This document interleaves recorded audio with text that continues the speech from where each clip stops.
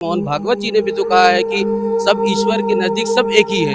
अल्लाह ने जो दीन और जो मजहब जमीन पर उतारा है, मुसलमान उसको फॉलो करता है और इसी को मानता है। और कहीं कहीं खड़े होकर भड़काऊ भाषण दिए जाते हैं कुछ गंदी जहानत के लोगों ने, तो उसको खत्म करने के लिए और एक बेहतरीन पैगाम देने के लिए प्यार मोहब्बत का जो ये एक गुलदस्ता था जिसको बिखेर दिया गया है आज। अस्सलाम वालेकुम, आदाब। मैं हूं मोहिउद्दीन आज़ाद और आप देख रहे हैं एनआईएन। आज दिल्ली के रामलीला मैदान में जमीयत उलमा हिंद की जानिब से 34वां इजलास था, जिसमें आज आखिरी दिन है और इसमें काफ़ी तादाद में लोग जो है यहाँ इकट्ठा हुए हैं और उन्हीं में से आज हम जानने की कोशिश करेंगे कि इस इजलास का मकसद क्या है और इसके पीछे क्या चाहते हैं, क्योंकि इजलास के बैनर पोस्टर पर संविधान और धर्म बचाने की बात कही गई है। आइए हम बात करते हैं और जानने की कोशिश करते हैं। सबसे पहले तो शुक्रिया, जज़ाकल्लाह। मैं मुनव्वर हुसैन कासमी। ये जो भीड़ आप देख रहे हैं, मजमा आप देख रहे हैं, यहाँ जो जमा हुआ है, जिस मकसद के लिए जमा हुआ है, क्या आप देखते हैं पूरे हिंदुस्तान में आज इश्तियाल अंगेज तकारीर जो हो रही हैं और कहीं कहीं खड़े होकर भड़काऊ भाषण दिए जाते हैं, जंतर मंतर पर जो है ना ललकारा जाता है और बुरे बुरे और भद्दे अल्फाजों से पुकारा जाता है। तो उसको ख़त्म करने के लिए, इत्तेहाद पैदा करने के लिए, यकजहती एक प्लेटफार्म पर लाने के लिए ये आज ये महफिल सजाई गई है, ये इजलास आज इनेकाद किया गया है इसका।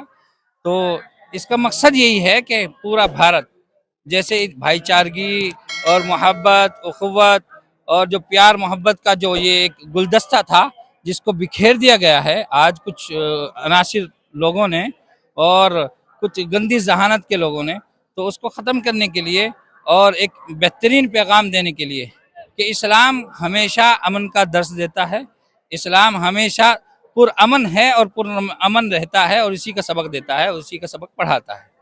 जैसे अभी जमीयत उलमा हिंद के सदर साहब ने कहा था कि इस्लाम जो बहुत पुराना ये हमारा धर्म है, ये कोई आज नया नहीं है और यहाँ पर पला बढ़ा है और सारी चीज़ें हुई हैं।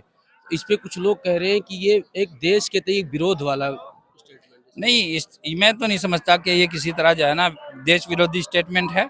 आप देख लें, तारीख उठाएं, आदम अलैहिस्सलाम को अल्लाह ने यहीं उतारा, जमीन पर, हिंदुस्तान की जमीन पर उतारा है। अब वो चाहे जाए कि वो हिंदुस्तान में नहीं है, वो जगह बंटवारा हुआ, तकसीम हुआ, वो दूसरी जगह बांग्लादेश वगैरह में चले, श्रीलंका में चले गए वो। तो लिहाजा अल्लाह तबारक व तआला ने आदम से लेकर अब तक ये इस्लाम का वजूद है और 1400 साल से जायद हो गए मोहम्मद सल्लल्लाहु अलैहि वसल्लम को दुनिया में अल्लाह ने मबूस किया है। और ये नया मजहब कैसे हो सकता है? ये तो वाकई बहुत पुराना मजहब है। इस्लाम मजहब कहने का मतलब बहुत पुराना है, लेकिन इस्लाम एक ही था।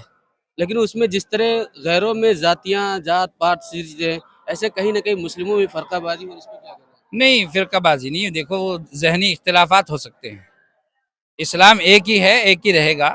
वो कुछ लोगों के जहनी इख्तिलाफात होते हैं, कोई किसी को मानता है, कोई किसी को मानता है, ये नहीं है। लेकिन अल्लाह वहदहू ला शरीक पे सभी का ईमान है। सबका ईमान तो उसमें अभी मोहन भागवत जी ने भी तो कहा है कि सब ईश्वर के नज़दीक सब एक ही है।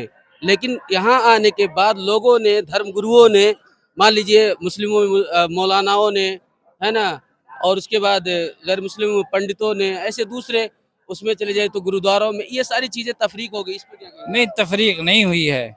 अल्लाह ने जो दीन और जो मजहब जमीन पर उतारा है, मुसलमान उसको फॉलो करता है और इसी को मानता है। और इन मौलानाओं और ये जो पंडितों और उसकी जो बात कर रहे हैं, मौलाना ने कोई नया दीन नहीं बनाया है। अल्लाह ने जो हुक्म उतारा मोहम्मद सल्लल्लाहु अलैहि वसल्लम पर, जो कुरान उतारा है, वही उसको फॉलो करते हैं मुसलमान, उसको फॉलो करते हैं और वह हक का रास्ता, सीधा रास्ता, सच्चा रास्ता, अमन का रास्ता है। अच्छा, ये बताइए कि ठीक है, हमारी जो एक तंजीमें हैं, ये सिर्फ़ और सिर्फ़ एक इजलास पर मुनहसर रह गई हैं।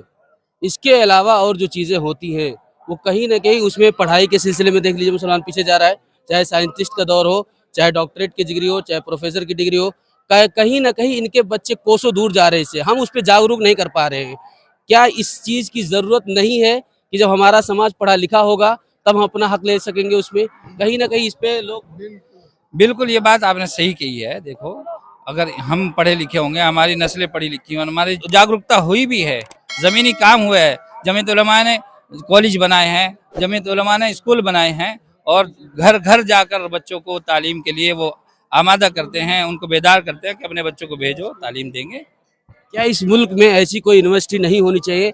कॉन्फ्रेंस में, चाहे जमीयत अहले हदीस हो, चाहे जमीयत उलमाए हिंद हो या दीगर जमातें हों, जितना कॉन्फ्रेंस में दिल्ली के रामलीला मैदान पैसा खर्च कर देते हैं, अगर उसका निस्फ हिस्सा, आधा हिस्सा लगाकर कोई कॉलेज और यूनिवर्सिटी कायम कर दिया जाए तो आज के बच्चों और हमारी नस्लों को ये जिल्लत और खारी ना पड़े। ये तो ज़रूरी है कि देखो यूनिवर्सिटी होनी चाहिए, हमारी अपनी यूनिवर्सिटी होनी चाहिए और उसके लिए काम भी हो रहा है, ज़मीनी काम हो रहा है, ऐसी बात नहीं।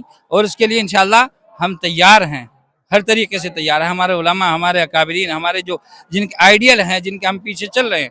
और ये रही बात ये कि ये इसको जमा करके, क्योंकि अब जो है आप देखते हैं कि लोगों को इकट्ठा करना बड़ा दुश्वार, बड़ा मुश्किल, क्योंकि किसी के पास वक्त नहीं है।